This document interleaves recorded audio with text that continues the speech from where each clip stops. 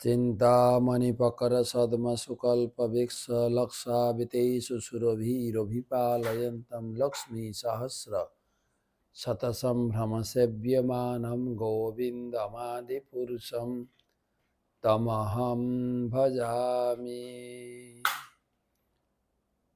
गुरवे गौरचन्द्राय राधिकायै तदालये कृष्णाय कृष्णभक्ताय तद्भक्ताय नमो नमः।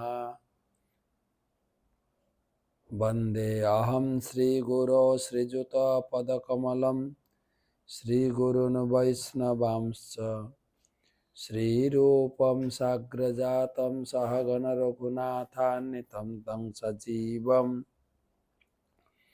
साद्वैतं सावधूतं परिजनसहितं कृष्णचैतन्यदेवं श्रीराधाकृष्णपादान् सहगणललिता श्रीविशाखान्वितांश्च नमो ॐ विष्णुपादाय कृष्णप्रेष्ठाय भूतले श्रीमते भक्तिवेदान्त स्वामिनिति नामिने। नमस्ते सारस्वते देवे गौरवाणी प्रचारिणे निर्विशेष शून्यवादी पाश्चात्यदेशतारिणे।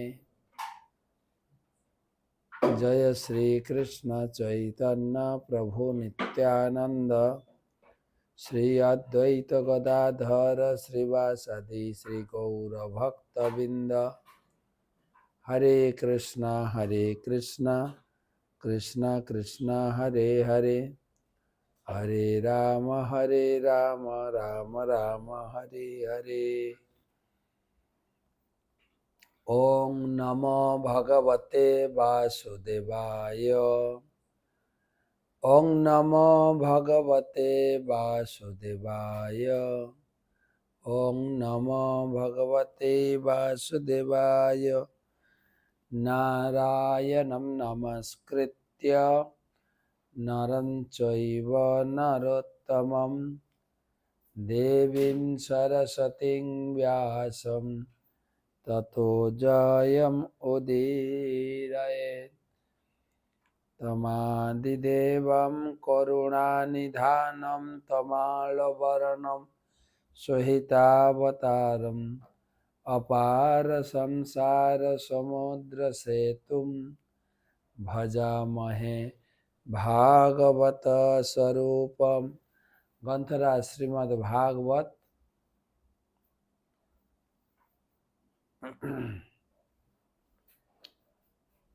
महापुराण षष्ठ स्कंधे सप्तम अध्याय प्रथम श्लोक থেকে আজকে আলোচনা হবে 1255তম ভাগবত রসমাধুরী সেমিনারে। আপনাদের সকলকে জানাই কৃষ্ণ প্রীতি শুভেচ্ছা অভিনন্দন। প্রথমে গুরুপাদ পদ্মে প্রণাম নিবেদন করে তার অহেতুকী কৃপা আশীর্বাদ প্রার্থনা করি।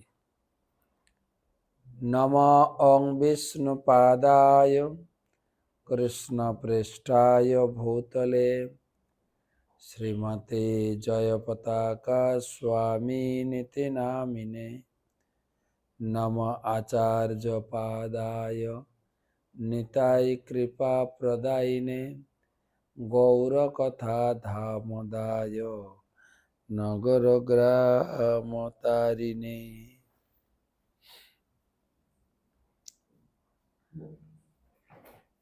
আমরা ষষ্ঠ অধ্যায়ে দক্ষের সেই ৬০ জন কন্যার বংশ বিস্তার আমরা শ্রবণ করেছি। সুখদেব গোস্বামী শেষের দিকে বললেন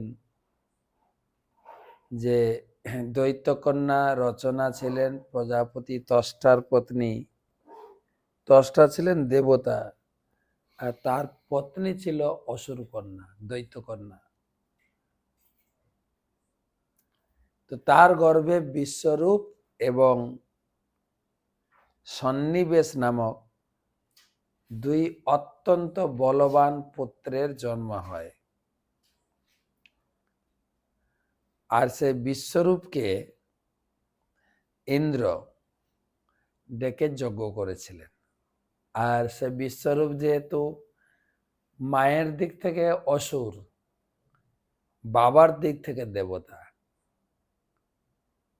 তো তাকে ডেকে ইন্দ্র যজ্ঞ শুরু করেছেন। সে যজ্ঞ আহুতি দিচ্ছেন বাবার পক্ষ থেকে দেবতাদের উদ্দেশ্য করে যজ্ঞে আহুতি দিচ্ছেন। আবার মায়ের ছেলেরা আবার মায়ের ভক্ত হয় বেশি, তো মায়ের প্রতি কৃতজ্ঞতা বশত লুকিয়ে সে অসুর কুলেরও পক্ষে যজ্ঞে আহুতি দিচ্ছিলেন। আর এটা জানতে পেরে ইন্দ্র তার গলাটা কেটে দিলেন। সে কেন, সে জানতো, ইন্দ্র জানতো। ইন্দ্রের তো গুরুদেব ছিলেন, গুরুদেবকে দিয়ে যজ্ঞ করতে পারতেন, কিন্তু গুরুদেব ইন্দ্রের প্রতি অসন্তুষ্ট হয়ে তিনি স্বর্গ থেকে, স্বর্গেই ছিলেন, ইন্দ্রের অগোচরে চলে গেলেন। ইন্দ্র খুঁজে পেলেন না। ইন্দ্রের প্রতি অসন্তুষ্ট ইন্দ্র গুরুদেবের চরণে অপরাধ করেছিলেন।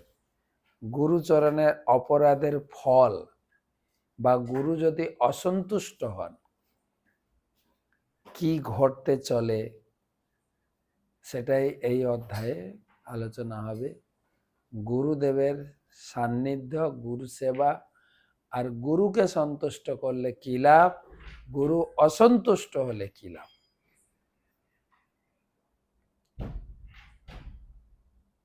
তো এই বিষয়ে আলোচনা হবে।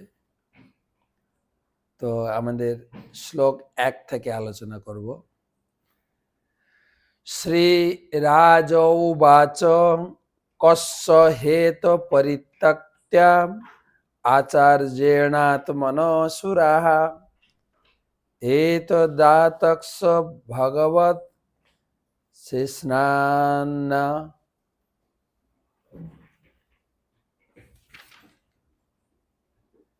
ভগবান শিষ্যানাম অক্রমম গুরৌ, শিষ্যানাম অক্রমং গুরৌ। রাজ উবাচ কস্য হেত পরিত্যক্ত আচার্যেণাত্মনঃ সুরা এতদাচক্ষ ভগবান শিষ্যানাম আক্রমণম গুরৌ। তো ষষ্ঠ অধ্যায় শোনার পরে পরীক্ষিত মহারাজ প্রশ্ন করলেন। মহারাজ পরীক্ষিত সুখদেব গোস্বামীর কাছে জিজ্ঞাসা করলেন, হে মহর্ষে, দেবগুরু বৃহস্পতি তার শিষ্য দেবতাদের কেন পরিত্যাগ করেছিলেন?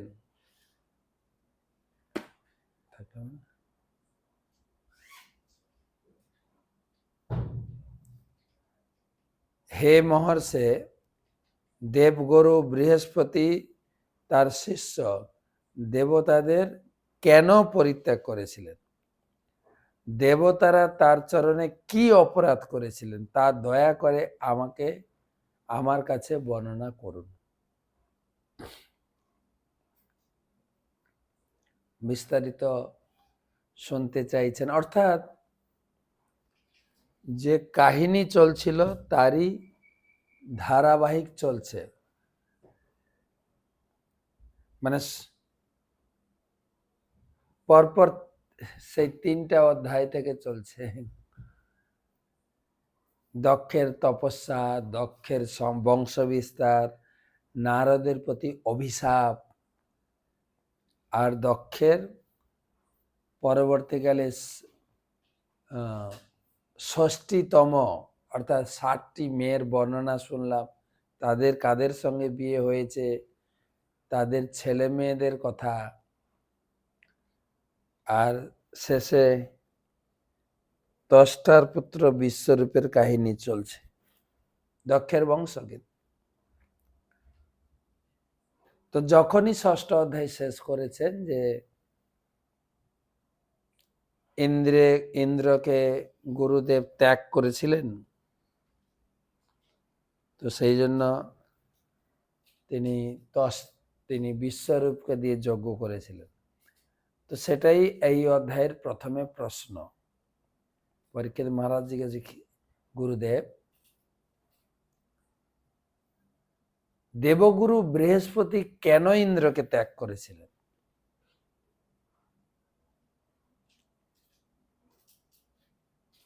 তিনি কি অপরাধ করেছিলেন? সবিস্তারে বলুন।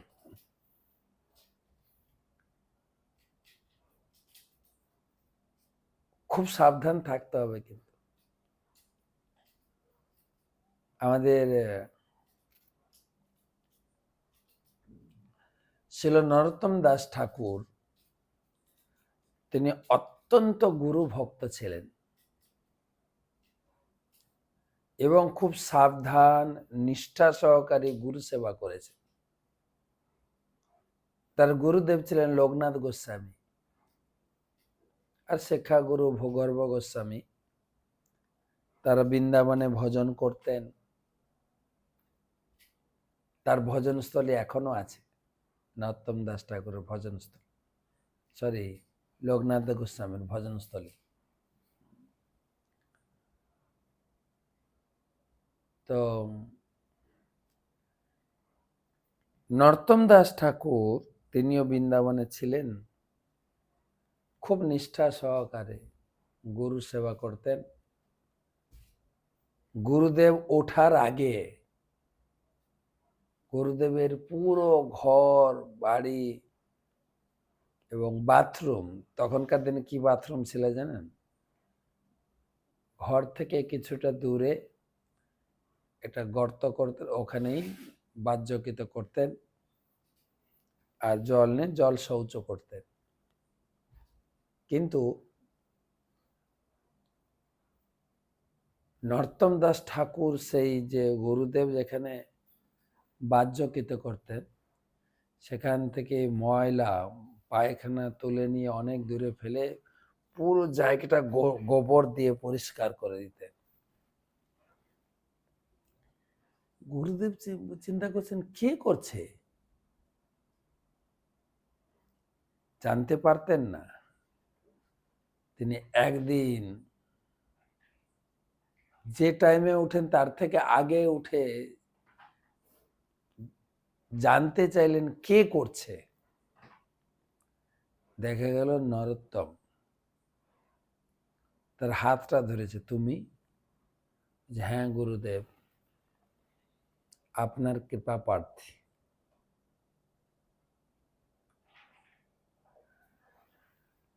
লোকনাথ গোস্বামী কাউকে শিষ্যরূপে গ্রহণ করতেন না, এবং নরোত্তম ছিলেন রাজকুমার, রাজার বাড়ি ছেলে, সে খেতুরিতে বাংলাদেশে।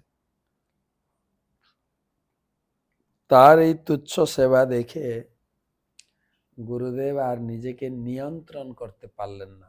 শিষ্যের কাছে তার দৈনতা, তার সেবা ভাবে গুরুদেব তাকে বাধ্য হয়ে দীক্ষা দিয়েছিলেন। জগতের দৃষ্টান্ত প্রদর্শন করেছেন। তিনি গুরুদেবের উপর অনেক গান লেখেন, যেটা আমাদের ছিল প্রভুপাদ নরোত্তম দাস ঠাকুরের এই গুরু ভক্তি গানটা তিনি গুরু পূজায় সারা ইস্কনে কোটি কোটি ভক্ত প্রতিদিন গাইছে। প্রতিদিন নরোত্তম দাস ঠাকুরের এই গানটা গুরুর কত প্রাধান্য দিয়েছে। শ্রী গুরু চরণ পদ্ম কেবলই ভকতি সদ্ম বন্দময়ী সাবধান। খুব সাবধান গুরু সেবা করতে হবে, খুব সাবধান ভাবে, যেটা ইন্দ্র ভুল করেছিল সেটার জন্য কেউ ভুল না করে। যাহার প্রসাদে ভাই এ ভব তরিয়া যায়, কৃষ্ণ প্রাপ্তি হয় যাহা হইতে। কেবল গুরুদেবই পারবেন এই ভব সংসার জন্ম মৃত্যু জরা ব্যাধির চক্র থেকে উদ্ধার করতে। গতকালকে গুরুদেবের অ্যাকচুয়ালি জন্মতিথি ছিল, জন্মতিথি না, জন্মদিন। গুরুবাস বললেন ইংরেজি ক্যালেন্ডার অনুযায়ী আমার আজকে জন্মদিন, মানে 9 এপ্রিল। তো আমরা বিশাখাপত্তনমে ছিলাম, সেই 550 ব্রহ্মচারী, কিছু ভক্ত রাত্রে ট্রেন ছিল চলে গেছিল।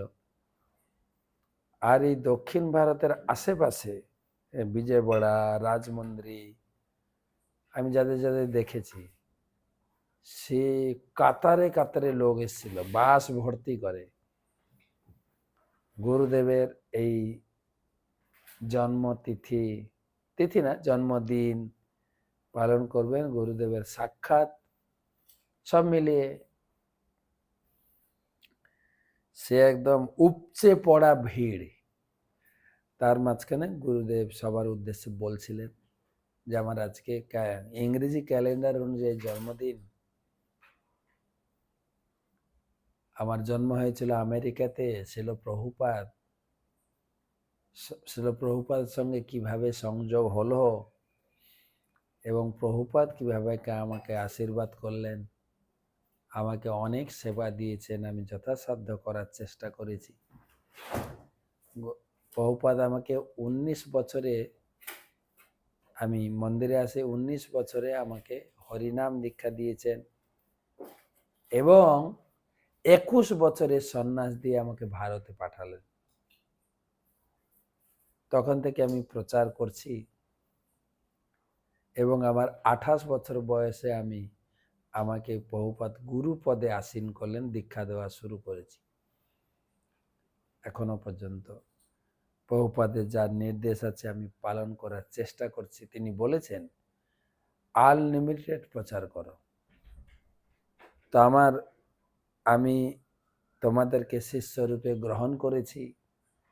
আমার দায়িত্ব তোমাদেরকে এই ভগবত ধামে পৌঁছে দেওয়া, এই কষ্টময় জীবন থেকে মুক্ত করা, সেটা আমি প্রতিশ্রুতি করেছি তোমাদের কাছে। কিন্তু সেই সঙ্গে তোমরাও প্রতিশ্রুতি করেছ যে আমার নির্দেশাবলী পালন করবে, যদি করো অবশ্যই আমি তোমাদের উদ্ধার করব। তো এখানে নর্তন দাস ঠাকুর সেই কথা বললেন, যাহার প্রসাদে ভাই এ ভব তরিয়া যায়। কেবল গুরুদেবের কৃপায় এই ভব সংসার দুঃখময় জগৎ থেকে মুক্ত হয়ে ভগবানের কাছে পৌঁছাতে পারি।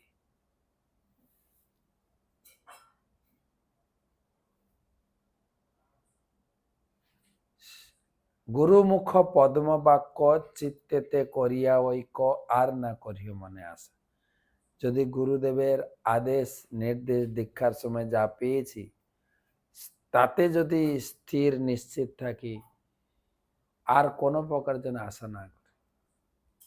শ্রী গুরু চরণের অতি এই সে উত্তম গতি, যে প্রসাদে পুরে সর্বাস।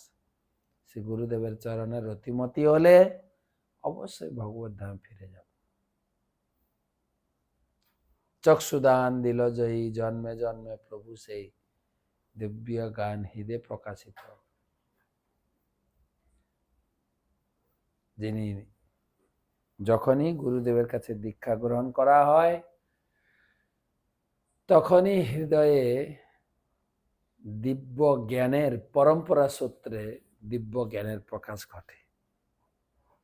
প্রেম ভক্তি যাহা হইতে অবিদ্যা বিনাশ যাতে, বেদে গায় যাহার চরিত।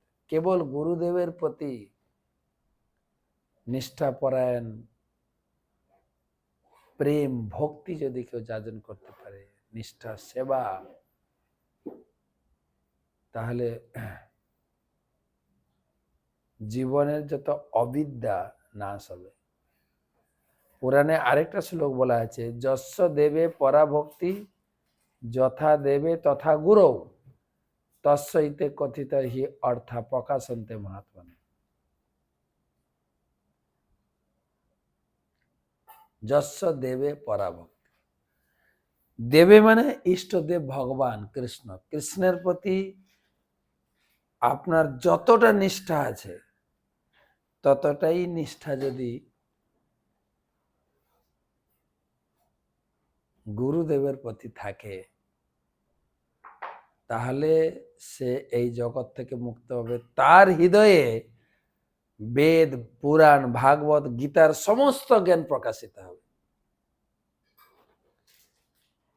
নরোত্তম দাস ঠাকুর বললেন, জগতের প্রতি একটা শিক্ষা দিয়ে গেল, সে গুরুদেবের প্রতি নিষ্ঠা পরায়ণ।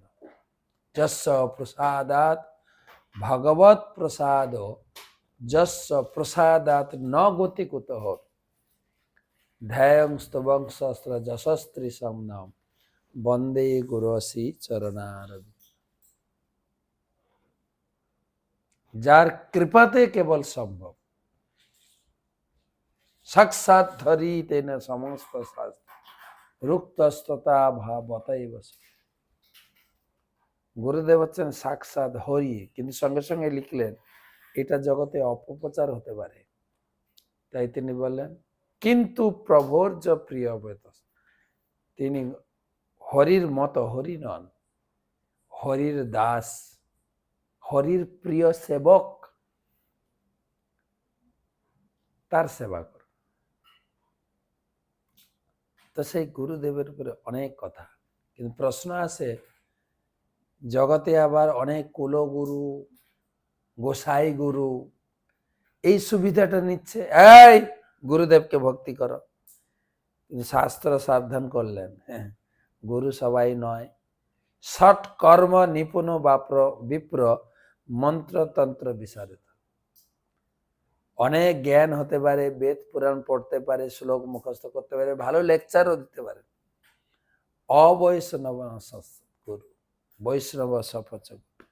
কিন্তু সে যদি বৈষ্ণব না হয়, ভগবান কৃষ্ণের ভক্ত না হয়ে নিজেকে ভগবান বলে দাবি করেন, তিনি গুরু নন, তিনি গুরু নন। তাকে বৈষ্ণব হতে হবে এবং ভগবান কৃষ্ণের সেবায় নিজেকে উৎসর্গ করতে হবে, নিজেকে ভগবান কৃষ্ণের দাস বলে জগতে প্রকাশ করবে। কিবা বিপ্র কিবা ন্যাসী, মহাপ্রভু বলেন শূদ্র কেনে নয়, যেই কৃষ্ণ তত্ত্ববেদ, কৃষ্ণ ভক্ত এবং কৃষ্ণ তত্ত্ব যিনি জানেন। এই জগতে কৃষ্ণ ব্যতিরেকে পরতত্ত্ব আর কিছুই নেই। ভগবান গীতায় ডাইরেক্ট বলেছেন, তিনি বললেন যে অহম সর্বস্ব প্রভব মত্য সর্বম প্রবর্ততে। আমি সবকিছুর মূল, আমি জগৎ সৃষ্টি করেছি। ভাগবতমের শুরুতে ব্যাসদেব লিখে গেলেন, জন্মাদশ যত অন্যাদ ইতরত চার্থে অভিজ্ঞ সরাট, তিনি ব্রহ্মা হৃদয় আদি কবে মহ্যন্তি যৎসুরায়। বিশ্ব ব্রহ্মাণ্ডের স্রষ্টা বসুদেবের পুত্র বাসুদেবকে যিনি উপলব্ধি করতে পারেন তিনি হচ্ছেন গুরু। গুরুমাত কালকে বলছিলেন, প্রভুপাদ আমাকে অসীমিত ভাবে প্রচার করতে বলেছে, তা আমি এখন অসুস্থ, তোমরা করো, তোমরা যেটা পেয়েছো জগতে সেটাই বিতরণ করো।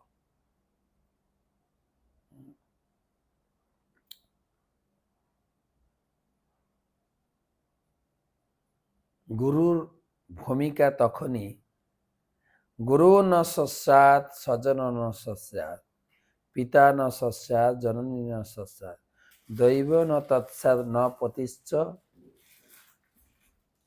সস্যাৎ ন মোচয়েৎ সমপত্য মৃত্যু। যিনি তার শিষ্যকে জড় জগতের এই বন্ধন কষ্টময় জীবন থেকে উদ্ধার করতে পারবেন না, তিনি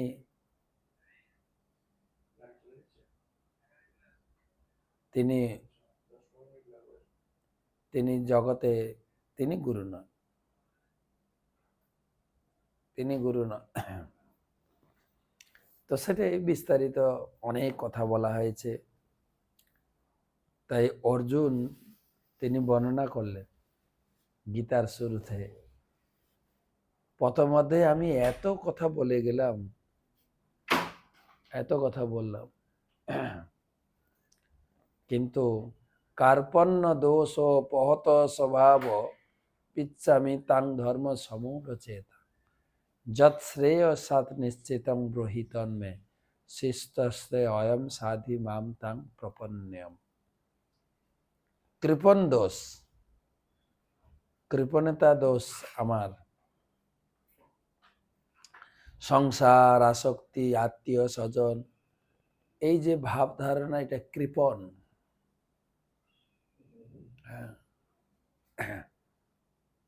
কৃপণ দোষ।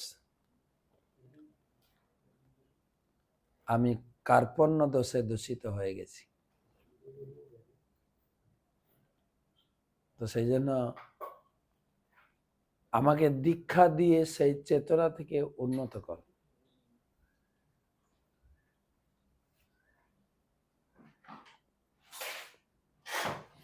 কার্পণ্য দোষ। তো যাই হোক, গুরু সম্বন্ধে অনেক কথা বলা হলো। সেই গুরুর চরণে কি অপরাধ করেছিলেন, আবার দেবতা লোক, দেবতারা কি অপরাধ।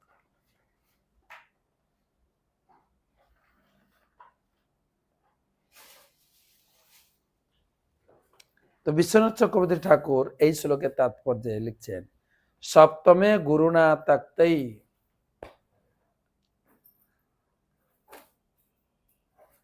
দৈব দৈত্য পরাজিতৈ বিশ্বরূপ গুরুত্বেন বৃত ব্রহ্ম পদেশতঃ। এই সপ্তম অধ্যায়ে বর্ণনা করা হয়েছে কিভাবে বৃহস্পতি দেবতাদের দ্বারা অপমানিত হয়ে তাদের পরিত্যাগ করেছিলেন। তার ফলে দেবতারা যজ্ঞ করার জন্য বিশ্বরূপকে পৌরোহিত্যে বরণ করেছিলেন।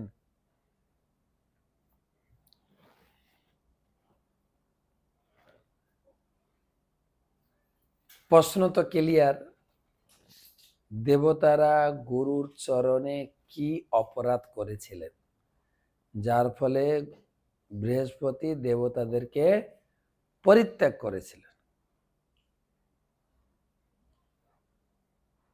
তো সুখদেব গোস্বামী উত্তর দেওয়া শুরু করেছেন একসঙ্গে। 2, 3, 4, 5, 6, 7, 8 সাতখানা শ্লোক একসঙ্গে। শ্রী বেদরায়ণের উবাচ ইন্দ্রাস্ত্রী ভুবনৈ সর্জম দুল্লঙ্ঘিত সৎপথ মরুদ্ভি বসুভি রুদ্রৈ রাদিতৈর্ভুবির্নিপ বিশ্বদেবৈশ্চ সাধ্যৈশ্চ নাশতাভ্যাম পরিশ্রিতঃ শ্রদ্ধেয়চারণ গন্ধর্বৈ মুনিভি ব্রহ্মবাদিভি বিদ্যাধরাস্পরোদ্ভিশ্চ কিন্নরৈ পতগোরগৈ নিষেভ্যমান মদ্ভাব মঘবান স্তুতমানশ্চ ভারত।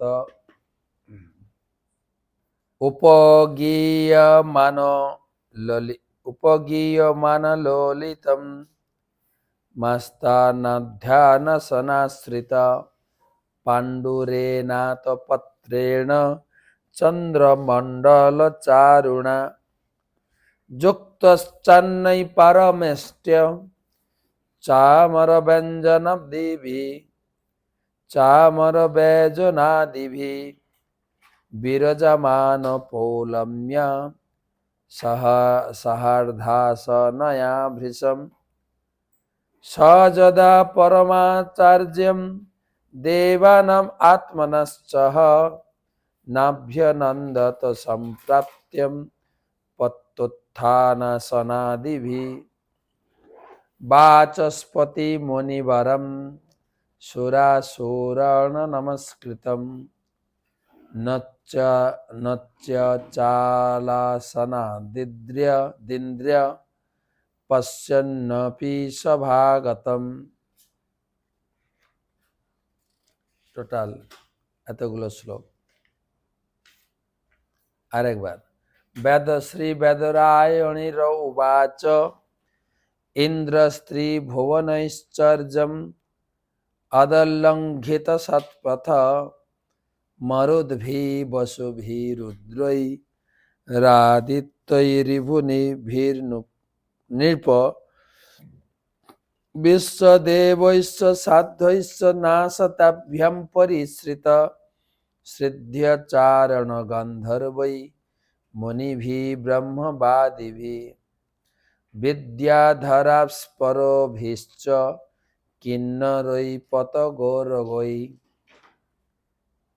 নিষেব্যমানমঘবান স্তূয়মানশ্চ ভারত উপগীয়মান লোলিতম আস্তনাধ্যান সনাশ্রিত পাণ্ডুরেণাত পত্রেণ চন্দ্রমণ্ডলচারণ যুক্তশ্চান্যৈ পরেমষ্টৈ চামরব্যঞ্জনবাদিভি বিরাজমান পৌলম্য সধর্ণসনয়া ভৃশম সযদা পরমাশ্চর্যম দেবানামস্তনশ্চঃ নাভ্যনন্দত সম্প্রাপ্তম পত্যুত্থানসনাদিভি বাচস্পতি মুনিবরম সুরাসুরাণ নমস্কৃতম নচ্চ চালসনাদিন্দ্র পশ্যন্নপি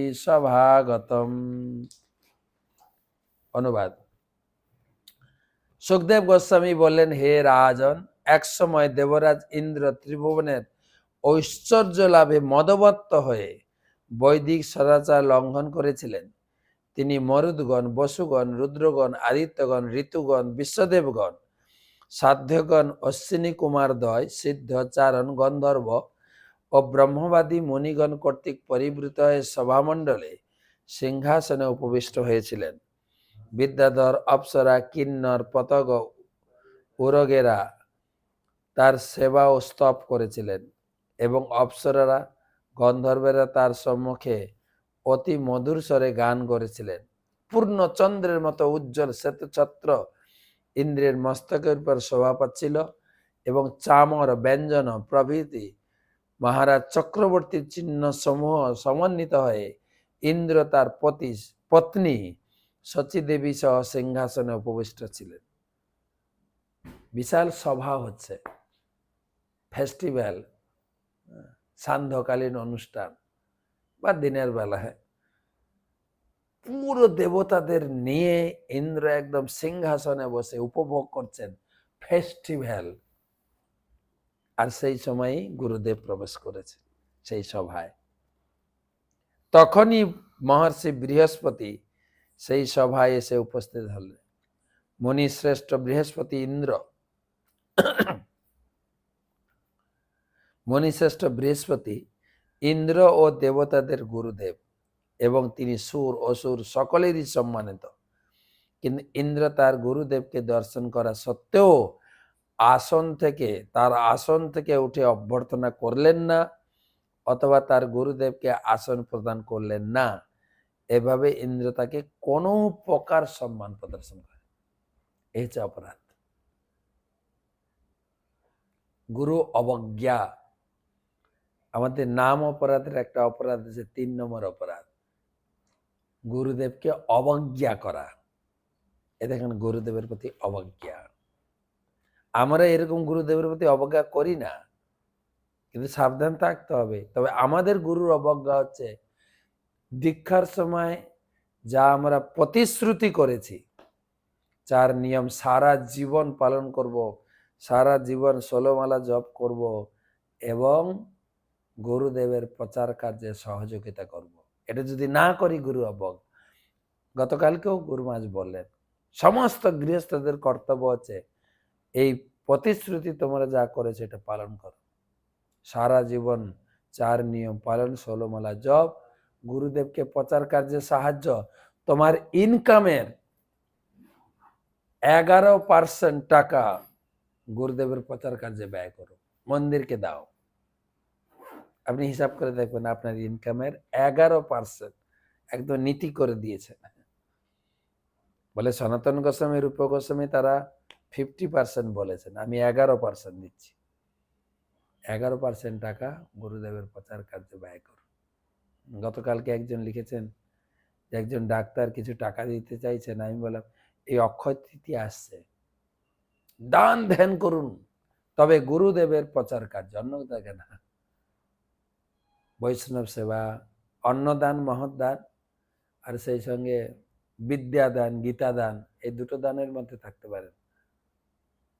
তো গুরু সেবা, তো আমাদের গুরু অবজ্ঞা হচ্ছে, গুরুদেবকে আমরা সম্মান করি, পূজা করি, কিন্তু দীক্ষার সময় যে নির্দেশ, যে যে যে যে যে প্রতিশ্রুতি করেছে সেটা অবজ্ঞা করলেই গুরু অবজ্ঞা হয়।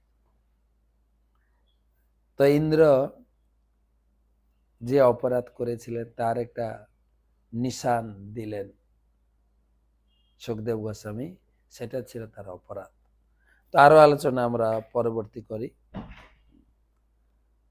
ধারাবাহিক করব, কালকেও আলোচনা হবে, এই রবিবারও টক শো করা সম্ভব হবে কিনা, কেন আমরা ট্রাভেলিং করছি, তো সেই জন্য ধারাবাহিক। আর খুব ইন্টারেস্টিং, যারা আমরা দীক্ষিত, যারা আমরা ভক্তিপথে এসেছি, গুরুদেবের প্রতি সেবা নিষ্ঠা অত্যন্ত সতর্কতা অবলম্বন করতে হবে। শুভরাত্রি।